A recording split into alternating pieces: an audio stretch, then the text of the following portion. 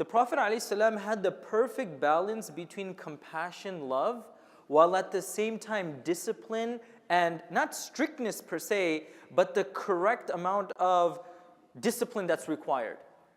On one occasion, the Prophet ﷺ, he's with his grandchildren and he kisses his grandchild. Aqra' ibn Habis, who had just accepted Islam, was in the gathering and he said, Ya Rasulullah, he said it with pride, Ya Rasulullah, you're kissing your grandchild. You know, I have 10 kids.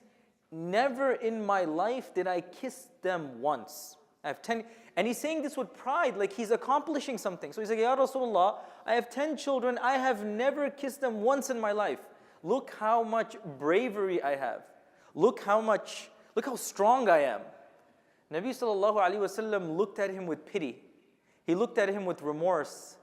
And he says, what can we do when Allah subhanahu wa ta'ala removes rahmah and compassion from the heart of an individual?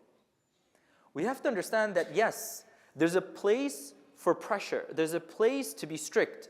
But our strictness and discipline should never be outweighed by or undercut without any compassion. Umar radiallahu anhu was described as somebody who was strong, but he was not ruthless.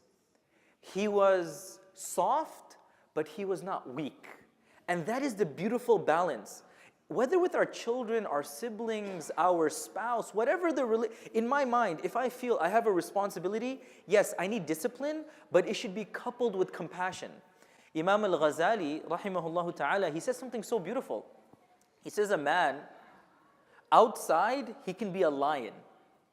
Outside, when he interacts with people, yes, there's certain times you have to have a fierce demeanor, otherwise work won't get done. Let's say, for instance, I'm the boss of a huge organization. I need to ensure that everybody's doing the work, so I have to be on top of my game. That's fine. So even if you're a lion outside of your house, when you come home with your relationship with your family, act like a child. What does he mean by act like a child? Let down your guard. Try to be kind, understanding. With the understanding that softness, but not weakness. A person doesn't want to be so soft with their child that they're taken advantage of, that they're stomped over, that they're going to be walked over. No, but there has to be that softness. Which softness? When Nabi sallallahu alaihi wasallam kissed his grandchild and he said that this is a rahmah from Allah subhanahu wa ta'ala. But at the same time, whenever Hassan and Hussein did something that was incorrect, he would put them straight. So this week, we're going to be talking about relationships.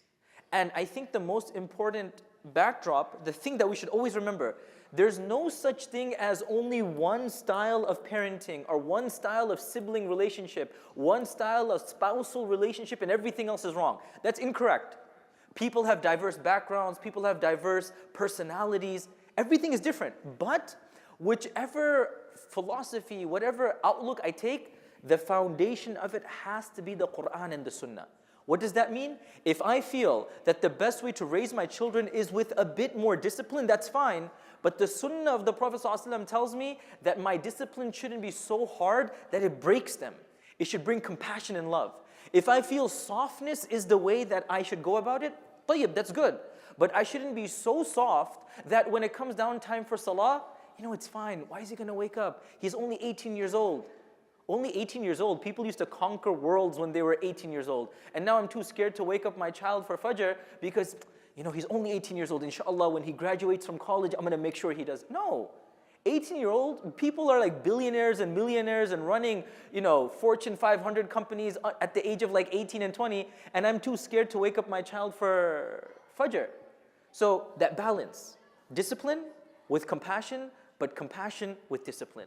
May Allah subhanahu wa ta'ala allow us to follow the sunnah of the Prophet ﷺ in our relationships. No matter what approach we take, we should always resort back to the beautiful sunnah of Rasulullah sallallahu alayhi wa sallam. Jazakumullah khairan wa assalamu alaikum wa rahmatullahi wa barakatuh.